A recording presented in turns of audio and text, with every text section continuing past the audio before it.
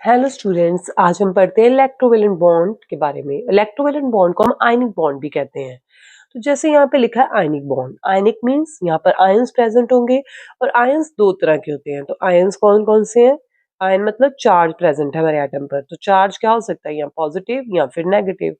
अब positively charge ion कौन बनाते हैं? मेटल्स। और नेगेटिवली चार्ज आयन कौन बनाते हैं?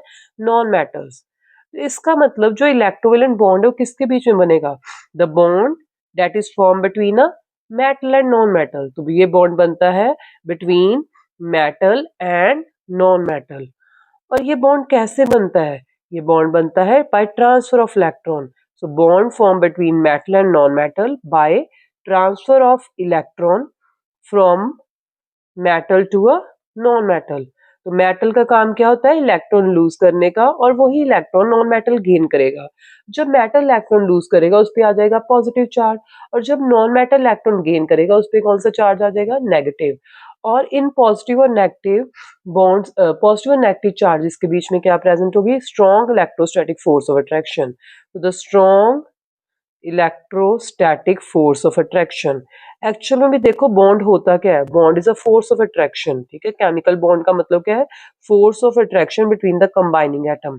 सो strong electrostatic force of attraction between positive and negative ion is called ionic bond और द इलेक्ट्रोवैलेंट बॉन्ड। तो चलिए हम इसी को देखते हैं एक एग्जाम्पल की हेल्प से।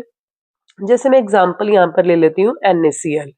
तो Na सोडियम और Cl क्या है? क्लोरीन। तो सोडियम क्लोराइड का कंपाउंड है। अब इस कंपाउंड में कौन सा बॉन्ड प्रेजेंट है? Electrovalent bond. क्योंकि सोडियम एक मेटल और क्लोरीन क्या है? Non metal. तो आइडेंटिफाई करने के लिए आपको ये चीज देखनी है, अगर मेटल और नॉन मेटल है, एक एलिमेंट मेटल है दूसरा नॉन मेटल है, तो इसका मतलब बॉन्ड कौन सा होगा उसमें? इलेक्ट्रोवैलेंट। तो अभी जैसे हम देखते हैं, सबसे पहले मैं यहाँ पे सोडियम की इलेक्ट्रॉनिक कॉन्फ़िगरेशन लिखती हूँ। सोडियम का एटॉमिक नंबर है 11। तो इसकी इलेक्ट्रॉनिक कॉन्फ़िगरेशन क्या आएगी? 281। अब इसके आउटरमोस्ट शेल में है 1 इलेक्ट्रॉन। तो मेटल देखो हम किसको बोलते हैं? जिनके आउटरमोस्ट शेल में कितने इलेक्ट्रॉन हो? 1, 2 और 3 valence electron, they are called metals. और नॉन मेटल क्या होते हैं? जिनके आउटरमोस्ट शेल में 5, 6 या 7 वैलेंस इलेक्ट्रॉन हो। तो अब इसके आउटरमोस्ट शेल में 1 इलेक्ट्रॉन है, तो इसलिए ये हो गया मेटल। और ये अपना ये इलेक्ट्रॉन लूज करके क्लोरीन को देगा, क्योंकि देखो क्लोरीन का एटॉमिक नंबर है 17, तो उसकी कॉन्फ़िगरेशन क्या आ गई? 287। So it needs 1 electron to complete its octet. तो अगर ये एक गेन कर ले तो इसके आउटरमोस्ट शेल में 8 आ जाएंगे, ऑक्टेट कंप्लीट हो जाएगा। और वो एक कहाँ से इसको मिलेगा? सोडियम से मिलेगा। यहाँ से एक इलेक्ट्रॉन ट्रांसफर हो जाएगा इसके आउटरमोस्ट शेल में।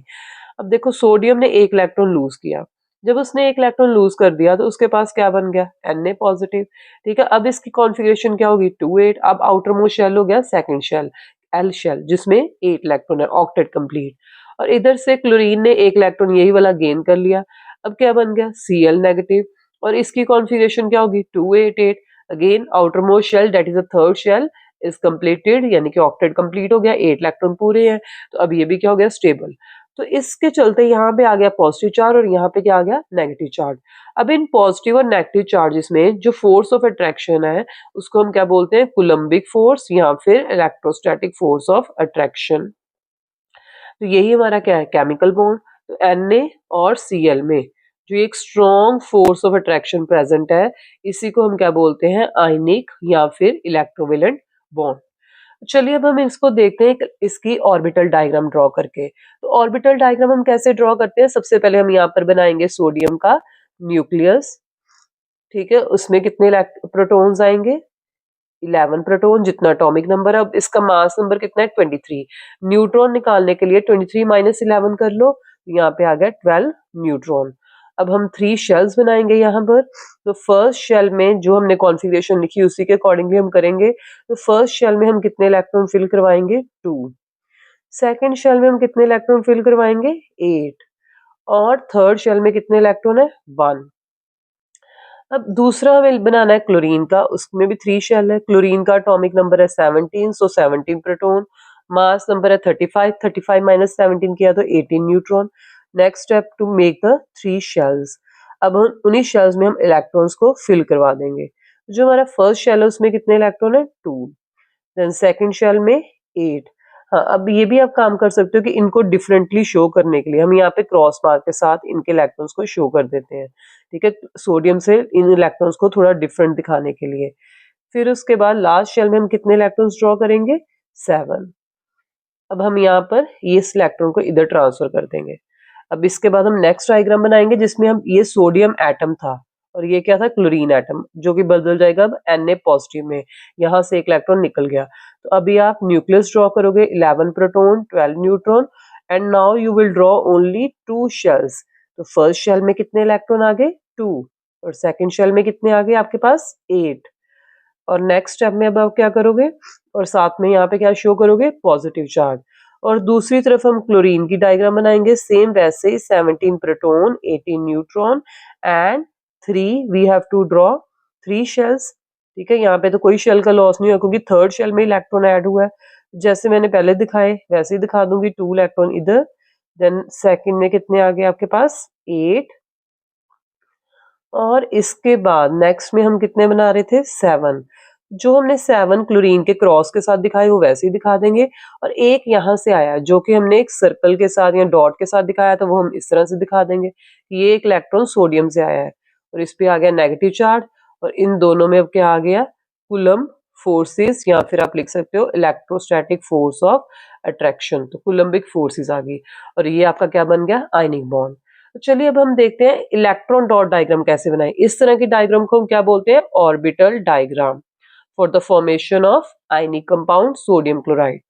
तो हम देखते हैं इलेक्ट्रॉन डॉट डायग्राम। तो इलेक्ट्रॉन डॉट डायग्राम में हमें क्या करना है? लुईस सिंबल ड्रॉ करना है। लुईस सिंबल का मतलब एलिमेंट का आप सिंबल लिखो, उसके बाद आपको क्या करना है? सिर्फ उसके वेलेंस शेल के इलेक्ट्रॉन, ये अंदर वाले शेल के इलेक्ट्रॉन नहीं ड्रॉ करने की जरूरत, only valence shell, outermost shell. तो आउटर मोस्ट शेल में कितने इलेक्ट्रॉन है? 1 प्लस क्लोरीन।